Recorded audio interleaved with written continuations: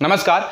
अगर आप प्रतियोगी परीक्षा की तैयारी करने वाले छात्र हैं तो आज की वीडियो आपके लिए एक वरदान है, क्योंकि कितना भी बड़ा और कितना भी छोटा एग्जाम हो, नदियों से संबंधित प्रश्न जरूर पूछता है और ये प्रश्न हमेशा कंफ्यूज करते हैं। आज की क्लास जो है आपकी मास्टर क्लास रहेगी। इसमें आपको ब्रह्मपुत्र नदी तंत्र के साथ साथ पूर्वी घाट एवं पश्चिमी घाट की समस्त नदियों के बारे में बात की जाएगी और साथ में आज हम नदियों वाला अध्याय समाप्त कर देंगे। चलिए स्टार्ट करते हैं। पहली चीज तो यह है, आपको मैपिंग देख कर डरना नहीं है। वीडियो के अंत तक सभी चीजें आपको समझ में आ जाएंगी, साथ ही याद हो जाएंगी। सबसे पहले हमको स्टार्ट करना है ब्रह्मपुत्र नदी। देखिए, ब्रह्मपुत्र जो नदी है भारत के उत्तर पूर्वी क्षेत्र में एक स्थान पड़ता है जिसे तिब्बत कहते हैं, जिस पर चाइना का अधिकार है। मैं आपको पहले भी पढ़ा चुका हूं। तो ये जो तिब्बत नाम का स्थान है, ये तिब्बत नाम की जो जगह है जिस पर चाइना का अधिकार है, तो ये तिब्बत से एक नदी निकलती है। कौन से पर्वत से निकलती है? तो ये कैलाश पर्वत से निकलती है। कैलाश पर्वत से निकलती है तिब्बत से।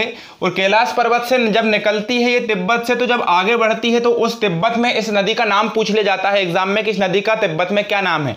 तो इस नदी का नाम है यारलुंग सांगपो। क्या नाम याद रखना है हमको? यारलुंग सांगपो नाम हमको याद रखना है। और यारलुंग सांगपो या कभी कभी इसको सांगपो नाम के नाम से भी जाना जाता है।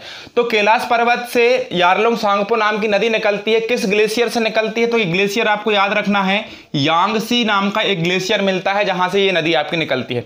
चलिए आगे हम चलते हैं। तो जब यह नदी तिब्बत के यांगसी ग्लेशियर से निकलकर आगे बढ़ती है और यारलुंग सांगपो के नाम से जाने जाती है, तो इस प्रकार यह तिब्बत में बहते हुई कहां पर प्रवेश करती है? भारत में प्रवेश करती है। अब जब यह भारत में प्रवेश करती है तो भारत में किस राज्य से प्रवेश करती है? अरुणाचल प्रदेश। साथ ही इसकी पहली चीज याद रख लेना, ब्रह्मपुत्र नदी की जो लंबाई है लगभग 2900 किलोमीटर है और यह भारत की सबसे चौड़ी नदी है। जब यह नदी भारत में प्रवेश करती है तो आप देख रहे होंगे ये वाला जो राज्य है आपका, ये इतना जो आपका राज्य है, ये राज्य कहलाता है आपका अरुणाचल प्रदेश। तो अरुणाचल प्रदेश में जब यह एंटर करती है तो किस दर्रे से होकर प्रवेश करती है पूछ लिया जाता है प्रश्न। तो यह है यांग्याप दर्रे से भारत के एक अरुणाचल प्रदेश नाम के राज्य में प्रवेश करती है और यांग्याप दर्रे से प्रवेश करती है। जब यह अरुणाचल प्रदेश में आ जाती है तो यहां सबसे पहली चीज क्या होता है कि यहां पर यह एक गोर्ज का निर्माण करती है। गोर्ज का मतलब होता है एक गड्ढा। तो गड्ढे का निर्माण करती है और उस गड्ढे को कहा जाता है दिहांग। तो जो दिहांग नाम का जो गड्ढा होता है उसी के आधार पर या उसी गड्ढे के नाम के आधार पर यहां पर जो हमारी यारलुंग सांगपो नाम की नदी है इसको दिहांग नाम से अरुणाचल प्रदेश में जाना जाता है। प्रश्न बनता है अरुणाचल प्रदेश में ब्रह्मपुत्र नदी को किस नाम से जाना जाता है? तो दिहांग या सियांग नाम से इसको जाना जाता है। अब अरुणाचल प्रदेश में ही क्या होता है कि इसको दो प्रमुख नदियां मिलती हैं आकर। पहली नदी कौन सी मिलती है? देवांग। तो देवांग नदी जब इससे आकर मिलती है तो यह देवांग नदी भी अरुणाचल प्रदेश से ही निकलती है और अरुणाचल प्रदेश में ही किससे मिल जाती है? आपकी दिहांग या सियांग नदी से मिल जाती है। कहने का मतलब ब्रह्मपुत्र से मिल जाती है। आगे आप चलोगे तो एक और नदी इसको मिलती है जिसका नाम है लोहित नदी। लोहित नदी भी ब्रह्मपुत्र की सहायक नदी है जो अरुणाचल प्रदेश में मिलती है और लोहित नदी पर ही भारत का सबसे लंबा पुल बनाया गया है जिसका नाम था ढोला सादिया पुल। वर्तमान में इस पुल का नाम है भूपेन हजारिका पुल। इसकी लंबाई 9.16 किलोमीटर है। और याद रखना, भूपेन हजारिका जो है वो अरुणाचल प्रदेश के एक प्रमुख गायक थे जिनके नाम पर इस पुल का नाम भूपेन हजारिका पुल पड़ा है। आगे जब यह नदी चलती है तो यह कहां प्रवेश करती है? फिर देख लीजिए, यह असम वाले राज्य में प्रवेश करती है। ये असम राज्य में जब यह प्रवेश करती है तो यहां सबसे पहले ये किसका निर्माण करती है? देखिए इस प्रकार से हमारी नदी आ रही है। ये नदी आई हमारी अरुणाचल प्रदेश गई, अरुणाचल प्रदेश से फिर ये देख लीजिए ये सीमा खत्म हो गई अरुणाचल प्रदेश की। ये कहां पर प्रवेश कर गई? आपके असम में प्रवेश कर गई। असम में यह नदी एक द्वीप का निर्माण करती है। इस द्वीप को कहा जाता है माजुली द्वीप और यह माजुली जो द्वीप है यह विश्व का सबसे बड़ा नदी द्वीप है। याद रखना है आपको, कहां पर है माजुली द्वीप? असम में है। इसका निर्माण किसने किया? ब्रह्मपुत्र ने किया। लेकिन अब असम में इस नदी को किस नाम से जाना जाएगा? तो असम में इस नदी को जाना जाता है ब्रह्मपुत्र के नाम से। किस नाम से जाना जाता है? ब्रह्मपुत्र के नाम से जाना जाता है। अच्छा, ब्रह्मपुत्र के नाम से कैसे जाना लगा? क्या हुआ ऐसा? तो याद रखना, यहां से जब ये लोहित नदी मिलती है तो लोहित नदी कहां पर मिलती है? ब्रह्मपुत्र नदी को लोहित नदी मिलती है असम एवं अरुणाचल प्रदेश की सीमा पर और यहां जैसे ही इसको लोहित नदी मिलती है उसके बाद से इसका नाम पड़ जाता है ब्रह्मपुत्र। असम में इसका नाम होता है ब्रह्मपुत्र। जब यह थोड़ा सा आगे बढ़ती है तो इसको एक धनसरी नदी मिलती है। दक्षिण से इसको एक धनसरी नदी मिलती है और धनसरी नदी कहां से निकलकर आती है? तो यह नदी आती है आपके नागालैंड से निकलकर। नागालैंड एक भारतीय राज्य है तो नागालैंड से निकलकर धनसरी नदी आती है और किससे मिल जाती है? ब्रह्मपुत्र नदी से मिल जाती है। आगे आप चलेंगे तो आपके उत्तर में कहां से तिब्बत से एक नदी निकलकर आती है सोबनसरी नदी, और ये सोबनसरी जो नदी है आपकी तिब्बत से निकलकर आती है और किस में मिलती है, ब्रह्मपुत्र नदी में मिलती है। और ब्रह्मपुत्र नदी की सबसे बड़ी जो सहायक नदी है वो कौन सी नदी है, आपकी सोबनसरी नदी। तो आपको याद रखना है ब्रह्मपुत्र नदी की सबसे बड़ी सहायक नदी कौन सी है, सोबनसरी सबसे बड़ी सहायक नदी है। कहां से आई है यह नदी, तिब्बत से आई है। कहां पर मिली है, असम में आकर मिली है। किससे मिली है, ब्रह्मपुत्र से मिली है। आगे आप आएंगे तो इसको दक्षिण से एक और नदी मिलेगी, कपिली। तो कपिली नाम की जो नदी है इसे कभी कभी कबीली भी बोला जाता है। कबीली या कपिली नदी के तट पर ही कामरूप नगर स्थित है, और असम का जो पुराना नाम है इसे कामरूप नगर के नाम से जाना जाता है। असम का जो पुराना नाम है इसे कामरूप नगर के नाम से जाना जाता है, आपको याद रखना। अब देख लीजिए, दक्षिण से कबीली नदी मिल गई, उत्तर से सोबनसरी नदी निकल गई। कहां से आई सोबनसरी नदी, आपके तिब्बत से आई। अब देखिए अगली नदी कौन सी मिलेगी, मानस। मानस कहां से निकली है, यह क्षेत्र आपको मालूम है किस नाम से जाना जाता है, भूटान। तो भूटान नाम के देश से एक नदी निकलती है, मानस नदी, और मानस नदी भी निकलकर भूटान से सीधा कहां आती है, भारतीय राज्य असम में आती है। यह सारा क्रियाकलाप असम में चल रहा है, ध्यान से समझने का प्रयास कीजिएगा। तो असम में आकर कौन सी नदी मिलती है, मानस नदी, और यह मानस नदी असम में आकर मिलती है। मानस राष्ट्रीय उद्यान कहां पर है, असम में किस नदी के तट पर है, मानस राष्ट्रीय उद्यान आपके मानस नदी के तट पर है। कहां से आई है मानस नदी, भूटान से, और किस में मिली है, ब्रह्मपुत्र नदी में। कहां पर मिली है, असम में। अब आप थोड़े से आगे चलेंगे तो यह नदी देखिएगा, यह कहां निकल जाती है, भारत क्षेत्र से बाहर हो जाती है, और ये किस देश में आ जाती है, बांग्लादेश। देखिए ये वाला जो आपको क्षेत्र दिख रहा होगा, ये वाला जो आपको क्षेत्र दिख रहा होगा, ये बीच वाला, ये कौन सा देश है, आपका बांग्लादेश। तो जब यह नदी बांग्लादेश में प्रवेश कर जाती है, कौन सी नदी, ब्रह्मपुत्र नदी, तो इस नदी का नाम दिया जाता है जमुना। तो बांग्लादेश में ब्रह्मपुत्र का नाम क्या पड़ जाता है, जमुना। इतनी चीज आपको समझ में आ गई होगी। जैसे ही यह बांग्लादेश में प्रवेश करती है तो रंगपुर नाम के स्थान पर पहुंचती है, और रंगपुर नाम का जो स्थान है उसी जगह पर एक और नदी आकर मिलती है जिसका नाम क्या है, तिस्ता। और तिस्ता नदी कहां से निकली है, भारत के सिक्किम क्षेत्र से निकलती है तिस्ता नदी। याद रखना, जेमू ग्लेशियर और चेलामू झील का नाम आपने सुना होगा। तो सिक्किम में एक जेमू ग्लेशियर पड़ता है, और वहीं पास में नजदीक में एक चेलामू झील है जहां से उद्गम होता है तिस्ता नदी का, सिक्किम से। और बांग्लादेश में जाकर मिल जाती है, किस स्थान पर मिलती है, तो बांग्लादेश में एक स्थान है रंगपुर, यहां पर आकर यह मिल जाती है। आगे जब बांग्लादेश में यह ब्रह्मपुत्र नदी आगे चलती है तो ब्रह्मपुत्र नदी को भारत से एक नदी, गंगा नदी, मैंने आपको पिछली वीडियो में पढ़ा चुका हूं। तो गंगा नदी जब बांग्लादेश में आकर मिलती है, कौन सी नदी से, ब्रह्मपुत्र नदी से। किस स्थान पर मिलती है, चांदपुर। देखिएगा तो ये जो गंगा नदी है उत्तराखंड, उत्तर प्रदेश, बिहार, झारखंड एवं पश्चिम बंगाल होते हुए बांग्लादेश में जाती है। तो यह नदी जब बांग्लादेश में पहुंचती है तो किससे मिलती है, ब्रह्मपुत्र से मिलती है। कहने का मतलब जमुना से मिलती है। और गंगा नदी को बांग्लादेश में क्या कहा जाता है, पद्मा। ये लास्ट क्लास में मैं बता चुका हूं। तो देखिएगा यहां पर जब ये दोनों नदियां मिलती हैं तो स्थान कौन सा होता है, चांदपुर। तो बांग्लादेश के चांदपुर में कौन सी नदी मिली, पद्मा, और बांग्लादेश के रंगपुर में कौन सी नदी मिली, तिस्ता। अब देखिएगा यहां पर जब ये नदी आगे बढ़ती है तो इसको पद्मा के नाम से जाना जाता है। सब लोग बोलते हैं कि यार इसको मेघना के नाम से अभी नहीं जानेंगे। जब गंगा एवं ब्रह्मपुत्र मिलेंगी तो इसको पद्मा ही बोला जाएगा आगे। लेकिन यहां से एक प्रमुख नदी जिसका नाम क्या है, बराक नदी जब थोड़े से आगे चलकर इससे मिलती है तब इसको नाम से जाना जाता है मेघना। अच्छा, ये बराक जो नदी है ये कहां से निकलती है, तो बराक नदी निकलती है हमारा जो भारत है इसके कौन से क्षेत्र से निकलती है, मणिपुर। और मणिपुर से कहां जाती है, नागालैंड। और नागालैंड से होते हुए असम जाती है, और मिजोरम होते हुए कहां पर चली जाती है, सीधा बांग्लादेश में प्रवेश कर जाती है। आपको अगर ये चीज में समस्या जा रही है कि किन राज्यों को हमको नाम याद रखना है, कौन सी नदी किन किन राज्यों से निकलती है, तो आपको याद करने की आवश्यकता नहीं है अगर आपको याद नहीं हो रहा है तो। आगे अपन बात करेंगे बराक नदी के मिलने के बाद इस नदी को मेघना के नाम से जाना जाता है। और जो बराक नदी है भारत के कौन से स्थान से निकलती है, आपके मणिपुर नाम के राज्य से निकलती है। अब देखिएगा ये नदी जब आगे चलती है तो इसको मेघना के नाम से जानेंगे, और मेघना नाम से जब जानेंगे इसको तो यह मेघना नाम से प्रवाहित होते हुए बंगाल की खाड़ी में गिर जाती है। यह पूरा क्षेत्र पानी से भरा हुआ है, जिसे किस नाम से जाना जाता है, बंगाल की खाड़ी। तो बंगाल की खाड़ी में यह मेघना नदी गिर जाती है। अब आपको एक चीज और याद रखना है, बंगाल की खाड़ी में यह जब गिरती है तो यह विश्व का सबसे बड़ा डेल्टा बनाते हुए गिरती है। और डेल्टा किस नाम से जाना जाता है, सुंदरवन के डेल्टा के नाम से जाना जाता है। यह जो डेल्टा होता है यह सुंदरवन डेल्टा के नाम से जाना जाता है। और सुंदरवन का जो डेल्टा होता है यह विश्व का सबसे बड़ा डेल्टा है, और साथ ही इस डेल्टा में सुंदरी नाम का वृक्ष पाया जाता है, जिसके कारण सुंदरवन डेल्टा का नाम सुंदरवन डेल्टा पड़ा है। सुंदरी जो वृक्ष है यह दलदली भूमि एवं लवणीय भूमि में उगने वाला, तेजी से उगने वाला एक वृक्ष है, जो कहां पर पाया जाता है, बांग्लादेश और पश्चिम बंगाल से लगे तटीय इलाकों में पाया जाता है। अब हम बात करें इतनी नदी, ब्रह्मपुत्र नदी तंत्र हम समझ चुके हैं। अब आपको ध्यान से समझना है कि जब गंगा नदी उत्तर प्रदेश, उत्तराखंड, उत्तर प्रदेश, बिहार, झारखंड एवं पश्चिम बंगाल होते हुए बांग्लादेश में प्रवेश करती है, तो यही पश्चिम बंगाल से इसकी एक वितरिका नदी निकाली जाती है जिसका नाम क्या है, हुगली नदी। और ये जो हुगली नदी है ये पश्चिम बंगाल से निकाली जाती है और यह बंगाल की खाड़ी में गिरती है। वितरिका का मतलब क्या होता है, सहायक और वितरिका में यह अंतर होता है कि सहायक जो नदियां होती हैं वह अपना पानी लेकर नदी में मिलाती हैं, लेकिन वितरिका जो होती है नदी का पानी लेकर दूसरे क्षेत्र तक जाती है। तो यह हुगली नदी क्या है, एक वितरिका है। और यह हुगली नदी जो वितरिका है, इसी के कारण भारत और बांग्लादेश का हमेशा विवाद चलते रहता है। कौन सी नदी से, गंगा नदी। अब ये गंगा नदी विवाद के नाम से भी इसको जाना जाता है। देखिए, तो ये हुगली नदी जो है कहां से निकाली जाती है, गंगा से निकालकर बंगाल की खाड़ी में इसको गिरा दिया गया है हुगली नदी को। और इसी हुगली नदी यही जो हुगली नदी है, इसको विश्व की सबसे बड़ी विश्वासघाती नदी कहा जाता है। इसके किनारे पर कोलकाता बंदरगाह स्थित है जिसको पूर्व का लंदन कहते हैं।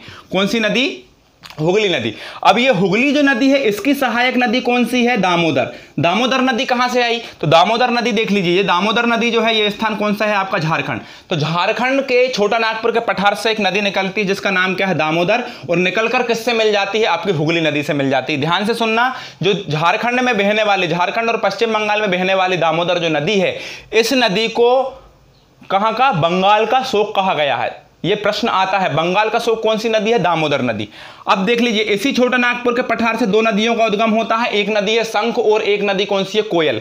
शंख एवं कोयल जब दोनों नदी मिलती हैं तो इसका नाम क्या पड़ जाता है, ब्राह्मणी। तो शंख और कोयल नदियां मिलकर ब्राह्मणी नदी बनाती है। कौन से स्थान पर, ये देख लीजिए, ये झारखंड नाम का राज्य है आपका, ये झारखंड। तो झारखंड से मिलती है शंख और कोयल, आगे चल के ब्राह्मणी नदी बनती है इनके मिलने से। और यह नदी फिर कहां प्रवेश करती है, उड़ीसा। भारतीय राज्य उड़ीसा में होते हुए ये नदी कहां पर जाकर गिर जाती है, बंगाल की खाड़ी। मैंने बता चुका हूं ये पूरा स्थान पानी से भरा हुआ है जिसको बंगाल की खाड़ी के नाम से जाना जाता है। ठीक, अब अपन आगे बात करते हैं। देखिएगा, यहां से जब यह बंगाल की खाड़ी में जाकर गिर जाती है तो आपके ऊपर देख लीजिए, ये नदी के जस्ट ऊपर कौन सी नदी, ब्राह्मणी नदी। ब्राह्मणी नदी के जस्ट ऊपर एक बैतरणी और एक स्वर्ण रेखा नदी भी मिलती है। सबसे पहले हम स्वर्ण रेखा की बात करते हैं, तो यह भी छोटा नागपुर के पठार से निकलती है स्वर्ण रेखा नदी। और यह स्वर्ण रेखा नदी छोटा नागपुर के पठार से निकलकर बंगाल की खाड़ी में गिर जाती है। देख लीजिए, यह झारखंड, पश्चिम बंगाल और कहां, उड़ीसा होते हुए जाती है। देख लीजिए, झारखंड से निकली, पश्चिम बंगाल गई और पश्चिम बंगाल से उड़ीसा होते हुए कहां, बंगाल की खाड़ी में जाकर गिर जाती है। नाम क्या है इस नदी का, स्वर्ण रेखा नदी। और इसके तट पर यह किस जलप्रपात का निर्माण करती है, हुंडरू जलप्रपात का निर्माण करती है। और हुंडरू जो जलप्रपात है ये किस नदी के किनारे पर है, आपको याद रखना है, स्वर्ण रेखा नदी पर। सभी प्रश्न आईएमपी है, यहां से बाहर कुछ नहीं होगा, आपको बने रहना है वीडियो के अंत तक। आगे हम बात करते हैं कौन सी नदी के बारे में, वैतरणी नदी, जो उड़ीसा से ही निकली है। वैतरणी नदी के बारे में ध्यान से सुनना, वैतरणी नदी उड़ीसा से ही निकली है और उड़ीसा में ही नजदीक में बंगाल की खाड़ी में जाकर क्या हो जाती है, गिर जाती है। अब ये जो उड़ीसा में गिरने वाली, उड़ीसा से निकलने वाली वैतरणी नदी है और बंगाल की खाड़ी में गिर जाती है, यह व्हीलर द्वीप का निर्माण करती है। द्वीप क्या होता है, जब नदियां बहती हैं तो नदियां बहने के साथ साथ एक समय के बाद यह अवसाद इकट्ठा कर देती हैं सामने लाकर, और यह अवसाद के चारों तरफ यह इतना ज्यादा उठ जाता है कि नदी फिर इसके ऊपर से नहीं गुजर पाती, नदी इसके आजू बाजू से बहने लगती है। तो इस अवसाद को एक द्वीप का नाम दिया जाता है। यहां पर जनसंख्या निवास कर सकती है। विश्व का सबसे बड़ा नदी द्वीप है माजली नदी द्वीप, असम में हम पढ़ चुके हैं अभी। तो देखिएगा, ये जो द्वीप होता है, इसी द्वीप को किस नाम से जाना जाता है, नदी द्वीप के नाम से। देखिए, ये नदी इसका निर्माण करती है, अवसादों के कारण इसका निर्माण होता है। तो जो व्हीलर द्वीप है इसका निर्माण वैतरणी नदी करती है और वैतरणी नदी उड़ीसा से निकलती है। व्हीलर द्वीप के बारे में हमको इसलिए पढ़ना है क्योंकि जो व्हीलर द्वीप है, यह व्हीलर द्वीप जो है, यहां पर अग्नि, पृथ्वी, आकाश, ब्रह्मोस जैसी 75 सफलतम मिसाइलों का क्या हो चुका है, परीक्षण हो चुका है। कौन कौन सी मिसाइलों का, अग्नि, पृथ्वी, ब्रह्मोस, उसके बाद आकाश, कितने प्रकार की, 75 प्रकार की मिसाइलों का सफलतम परीक्षण हो चुका है। कौन से द्वीप से, व्हीलर द्वीप से। आगे आप चलेंगे, देखिएगा, आगे आप चलेंगे, ध्यान से सुनना। व्हीलर द्वीप जो है, इसका जो नाम रखा जाने वाला है आगे चलकर, अब्दुल कलाम द्वीप के नाम से यह जाना जाएगा। पूर्व राष्ट्रपति हमारे, इनके नाम से यह जाना जाएगा। अब छत्तीसगढ़ में एक रायपुर जिला पड़ता है और इस रायपुर जिले में एक पहाड़ी पड़ती है जिसका नाम क्या है, सिहावा की पहाड़ी। तो छत्तीसगढ़ के रायपुर के सिहावा की पहाड़ी से एक नदी निकलती है जिसका नाम है महानदी। यह महानदी उड़ीसा में सर्वाधिक बहती है और इसी नदी पर एक जलप्रपात बनाया गया है और इस जलप्रपात का नाम, इस एक डैम बनाया गया है और इस डैम का नाम क्या है आपका, हीराकुंड। कौन सा बांध है, हीराकुंड बांध। अभी देखिए महानदी जो है इसकी दो सहायक नदियां हैं, एक कौन सी, जोंक और एक कौन सी, तिल। तो महानदी छत्तीसगढ़ के कहां से निकलती है, सिहावा, रायपुर जिले की सिहावा नाम की पहाड़ी से निकलती है, छत्तीसगढ़ से उड़ीसा जाती है, उड़ीसा से होते हुए बंगाल की खाड़ी में गिर जाती है। इस नदी पर महानदी पर कौन सा डैम बनाया गया है, आपका हीराकुंड बांध बनाया गया है। अब देख लिए अगली नदी कौन सी आएगी आपकी, गोदावरी। तो गोदावरी जो नदी है यह महाराष्ट्र के त्र्यंबक से निकलती है, महाराष्ट्र के त्र्यंबक से निकलकर कहां कहां जाती है, तो महाराष्ट्र के बाद तेलंगाना और आंध्र प्रदेश बेते हुए कहां, बंगाल की खाड़ी में यही नदी जाकर क्या हो जाती है, गिर जाती है। और बंगाल की खाड़ी में गिरने से पहले देख लीजिए इसकी कितनी सहायक नदियां इसको मिलती हैं। तो सबसे पहले महाराष्ट्र से एक नदी निकलती है, पूर्णा, महाराष्ट्र में ही मिल जाती है, कौन सी नदी में, गोदावरी नदी में। अगली नदी इसको कौन सी मिलती है, पेनगंगा। और पेनगंगा जो नदी है गोदावरी नदी की सबसे बड़ी सहायक नदी है। साथ में इसको अगली नदी कौन सी मिलती है, प्राणहिता। प्राणहिता जो नदी है यह मध्य प्रदेश से आने वाली दो नदियों के संगम से बनी है। पहली कौन सी, वर्धा, जो बैतूल के वर्धन शिखर से निकलती है। एक और नदी है वैनगंगा। तो वर्धा एवं वैनगंगा नदी जब मिलती है तो प्राणहिता बनता है महाराष्ट्र में। और प्राणहिता नाम की जो नदी होती है वो कहां आकर मिलती है, गोदावरी में। और गोदावरी नाम की जो नदी है यह प्रायद्वीपीय नदी है, दक्षिण भारत में बहने वाली एक सबसे बड़ी नदी है। दक्षिण भारत की सबसे बड़ी नदी कौन सी, गोदावरी। इसको दक्षिण की गंगा के नाम से भी जाना जाता है और इसे वृद्ध गंगा के नाम से भी जाना जाता है। आपको ये चीजें याद रखना है। इसकी लंबाई जो है वो कितने किलोमीटर है, 1465 किलोमीटर इसकी लंबाई है। आगे हम बात करते हैं इसको दक्षिण से मिलने वाली दो प्रमुख नदी है कौन सी, एक तो प्रवरा और एक कौन सी, मजीरा। तो प्रवरा एवं मजीरा कितनी है, इसकी दो प्रमुख सहायक नदी हैं जो इसको दक्षिण से मिलती हैं। अब आपको अगली नदी कौन सी देखना है, कृष्णा नदी। कृष्णा नदी जो है दक्षिण भारत की दूसरी सबसे बड़ी नदी है। यह है महाराष्ट्र से ही निकलती है।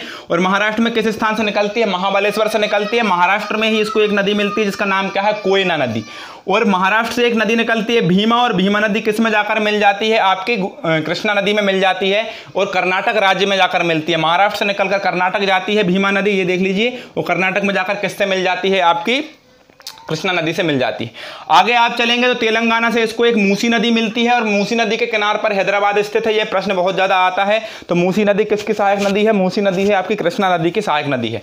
अब देखिएगा अगली हम बात करते हैं, यह नदी आंध्र प्रदेश होते हुए कहां गिर जाती है, बंगाल की खाड़ी में। इसको दक्षिण से मिलने वाली दो नदी हैं, एक तुंग एवं भद्रा। तो तुंग एवं भद्रा जो नदियां हैं ये दोनों कर्नाटक से ही निकलती हैं। तुंग भद्रा दोनों नदी कर्नाटक से निकलती हैं और जब ये मिलती हैं तो तुंग भद्रा के नाम से जानी जाती है। और ये किस में मिलती है, कृष्णा नदी में जाकर मिलती है। कर्नाटक से ही एक और प्रमुख नदी है जो निकलती है, कौन सी नदी, पेन्नार नदी। और पेन्नार नदी जो है वो कर्नाटक के कोलार जिले से निकलती है, कौन सी पहाड़ी से, नंदी दुर्ग नाम की पहाड़ी से। देखिए कर्नाटक से कौन सी नदी निकलती है, पेन्नार, और नंदी दुर्ग पहाड़ी से निकलती है कोलार जिले में जाकर, कोलार जिले से निकलती है नंदी दुर्ग पहाड़ी से और किस में जाकर गिर जाती है, बंगाल की खाड़ी में। अगली आपको एक और नदी मिलेगी, कौन सी, कावेरी। कावेरी नदी भी कर्नाटक से निकलती है और कर्नाटक एवं तमिलनाडु राज्यों में बहती हुई कहां जाकर गिर जाती है, बंगाल की खाड़ी में। इसके बारे में प्रश्न ये बनेगा आपसे कि कावेरी नदी के तट पर या कावेरी नदी किस जलप्रपात का निर्माण करती है, तो शिव समुद्रम एवं होगनकल नाम के जलप्रपात का निर्माण करती है। ठीक, अगले आपका एक सवाल और आता है आपसे कौन सी नदी का, जिसका नाम है आपकी बेगई नदी। तो जो बेगई नदी है यह तमिलनाडु से निकलती है और आपसे यह प्रश्न पूछा जाएगा बेगई नदी के बारे में कि जो मदुरई है वह किस नदी के तट पर है, तो बेगई नदी के तट पर है। ठीक है, तमिलनाडु से निकलती है और कहां जाकर गिर जाती है, आपके पाक की खाड़ी में जाकर गिर जाती है। तमिलनाडु की किस पहाड़ी से निकलती है बेगई नदी, तमिलनाडु के बरसानंद नाम की पहाड़ी से निकलती है और सीधा कहां पर जाकर गिर जाती है, पाक की खाड़ी में जाकर गिरती है। ताम्रपाणी जो नदी है, ताम्रपाणी नदी भी तमिलनाडु की अगस्त्यामलाई की पहाड़ियों से निकलती है और कहां पर जाकर गिरती है, मन्नार की खाड़ी में जाकर गिरती है। ये आपकी पूरी नदियां हो गई, ब्रह्मपुत्र नदी हो गई और बंगाल की खाड़ी में गिरने वाली नदी हो गई। अब हमको पढ़ना क्या है, हमको पढ़ना है अरब सागर में गिरने वाली नदियां। तो अरब सागर में गिरने वाली नदियां देख लीजिए। सबसे पहले आपका एक कौन सा स्थान पड़ता है, राजस्थान में एक पर्वत जिसका नाम क्या है, अरावली पर्वत। तो अरावली पर्वत जो पड़ता है राजस्थान में, इसकी एक श्रेणी देखने को मिलती है। इस श्रेणी का नाम क्या है, नाग पहाड़ी। तो अरावली पर्वत की नाग पहाड़ी नाम के क्षेत्र से नाग पहाड़ी नाम की श्रेणी से एक नदी निकलती है। इस नदी का नाम क्या है, लूनी नदी। यह अरावली पर्वत से निकलकर देख लीजिए कहां जाती है, गुजरात। देख लीजिए यह राजस्थान से निकलकर कहां जाती है, गुजरात। तो गुजरात में यह इस स्थान पर जाकर मिलती है। देख लीजिए ये वाला स्थान, यह स्थान किस नाम से जाना जाता है, तो यह स्थान जाना जाता है कच्छ के रण से। किस नाम से जाना जाता है, कच्छ के रण के नाम से जाना जाता है। कच्छ का जो रण होता है यह गुजरात में है। अच्छा, रण, कच्छ का रण क्या है, तो यह एक दलदली भूमि है। इसका निर्माण कैसे हुआ है दलदली भूमि का, देखिए जब समुद्र का पानी मुख्य भूमि में प्रवेश कर जाता है तो समुद्र का पानी में आपको पता है सॉल्ट की मात्रा ज्यादा होती है। तो सॉल्ट की मात्रा ज्यादा होने के कारण यह जब मुख्य भूमि में प्रवेश कर जाता है तो वहां की जो मृदा होती है एक प्रकार से गल जाती है और एक दलदल का निर्माण करती है और इसी दलदलीय मृदा को गुजरात में किस नाम से जाना जाता है? कच्छ के रण के नाम से जाना जाता है।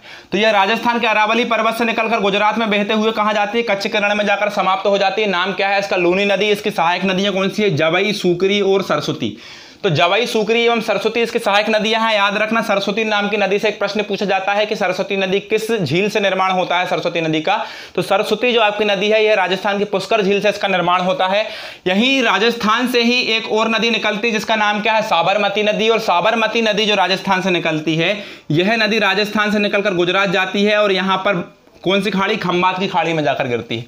अब खाड़ी क्या होती है इसको भी समझ लीजिए। जो ऐसा क्षेत्र यह तीन ओर से स्थलीय भूमि से घिरा हो, ऐसा जल क्षेत्र जो तीन ओर से स्थलीय भूमि से घिरा हो। देख लीजिए, ऊपर से भी घिरा हुआ है, इस तरफ से भी घिरा हुआ है, इस तरफ से, केवल ये वाला क्षेत्र खाली है। तो तीन ओर से जब जल को तीनों ओर से घिर लिया जाता है तो यह खाड़ी के नाम से जाना जाता है। तो ये वाला क्षेत्र देख लीजिए, तीन ओर से घिरा हुआ है, तो इतना जो एरिया है यह खाड़ी, कौन सी खाड़ी के नाम से जानेंगे? इसको खंबात की खाड़ी के नाम से जानेंगे। साबरमती नदी राजस्थान से निकलकर खंबात की खाड़ी में गिर जाती है। राजस्थान में कहां से निकलती है? तो राजस्थान में यह नदी उदयपुर से निकलती है, मेवाड़ की पहाड़ी से निकलती है। और याद रखना, ये जो साबरमती नदी है इसी के तट पर कौन सा नगर स्थित है? तो इसके तट पर गुजरात का अहमदाबाद स्थित है। अगली आपको एक और नदी देखने को मिलेगी जो आपके मध्य प्रदेश से निकलती है। नाम क्या है इसका? माही नदी। माही नदी जो है कर्क रेखा को 2 बार काटती है। माही नदी मध्य प्रदेश से निकलती है और कहां चली जाती है? राजस्थान होते हुए गुजरात में खंबात की खाड़ी में गिर जाती है।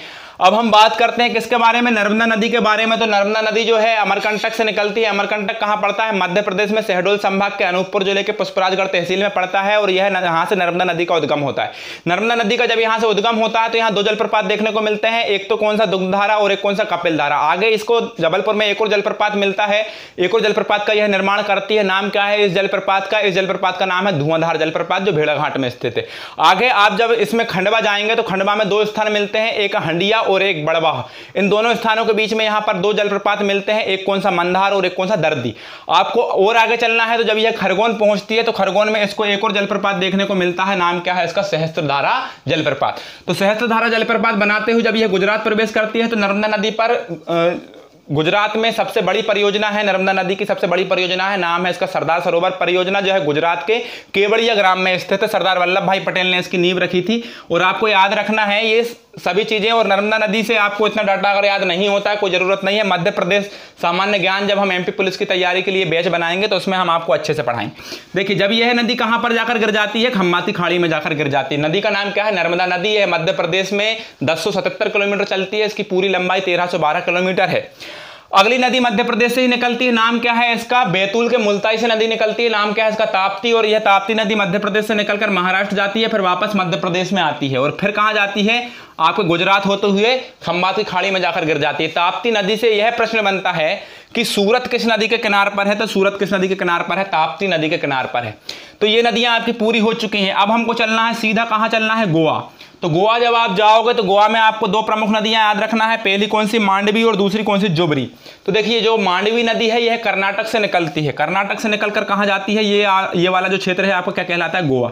तो कर्नाटक से निकलकर गोवा जाती है और गोवा होते हुए कहां पर जाकर गिर जाती है? अरब सागर में जाकर गिर जाती है। जी हाँ, ये वाला जो क्षेत्र है पूरा, ये किस नाम से जाना जाएगा? अरब सागर। ये खंबात की खाड़ी और ये कच्छ करण। देखिए, ये अरब सागर में जाकर गिर जाती है, नाम क्या है इसका? मांडवी नदी। और गोवा की जो जीवन रेखा है वह किस नदी के नाम, कौन सी नदी है? तो उसका नाम है आपकी मांडवी नदी। तो मांडवी जो नदी है गोवा की जीवन रेखा के नाम से जानी जाती है। अगली नदी है गोवा की जोबरी नदी। जोबरी नदी जो है गोवा की सबसे लंबी नदी है। प्रश्न बन जाता है गोवा की सबसे लंबी नदी कौन सी है? जोबरी। अब हम चलेंगे सीधे कहां पर? कर्नाटक। तो कर्नाटक से देख लीजिए, कर्नाटक से भी पूर्व से पश्चिम की तरफ बहने वाली एक नदी है। इस नदी का नाम क्या है? सुनिएगा ध्यान से, शरावती नदी। और कर्नाटक में जो शरावती नदी है, यह कर्नाटक से निकलकर इस तरफ गिरती है अरब सागर में, और अरब सागर में गिरने से पहले यह जोग या गरसोप्पा जलप्रपात का निर्माण करती है। और यह भारत का सबसे बड़ा या सबसे ऊंचा जलप्रपात है, जोग या गरसोप्पा। इसका नया नाम क्या है? महात्मा गांधी जलप्रपात। अब आपको याद रखना है कहां जाना है आपको? केरल। और केरल जब आप जाओगे तो केरल में आपको सबसे महत्वपूर्ण नदी मिलेगी भरतपूजा नदी। यह तमिलनाडु की अगस्त्यामलाई की पहाड़ियों से निकलती है भरतपूजा नदी। इसको केरल की सबसे लंबी नदी कहा जाता है और इसे पोनानी या नीला नदी के नाम से भी जाना जाता है। नाम क्या है इसका? भरतपूजा नदी। और केरल में अगली एक और नदी मिलती है हमको, जो बड़ी एग्जाम की दृष्टि से महत्वपूर्ण नदी है, नाम क्या है इसका, पेरियार नदी। और पेरियार नदी को केरल की जीवन रेखा के नाम से जाना जाता है। इडुक्की बांध इसी पेरियार नदी पर बनाया गया है। अगली नदी कौन सी आती है आपकी, पंबा। पंबा भी तमिलनाडु से निकलती है और कहाँ जाती है, केरल। और केरल जाकर केरल की एक प्रमुख झील है, इस झील का नाम क्या है, वेम्बनाड झील। तो जो वेम्बनाड झील है, इस तरफ देख लीजिए अरब सागर है, तो अरब सागर का पानी इस झील में कंटिन्यू प्रवेश करता रहता है, तो इसलिए यह लवणीय झील है। और लवणीय झील होने के कारण देख लीजिए इस तरफ से कौन सी नदी आती है, इसको पंबा रिवर। पंबा नदी आकर कौन सी झील में जाकर गिरती है आपकी, वेम्बनाड झील में जाकर गिरती है। कहां पर जाकर गिरती है, केरल में जाकर गिरती है। तो इतने कम समय में ये सभी नदियां आपने समझ ली होंगी। आपको और अच्छे से पढ़ने के लिए इसकी एक कॉपी बना के पूरा मैपिंग बनाना पड़ेगा। 2 बार बना के देखेंगे, आपको सारी चीजें समझ में आएंगी। आशा है आपको समझ में आया होगा। आज के लिए इतना काफी, धन्यवाद।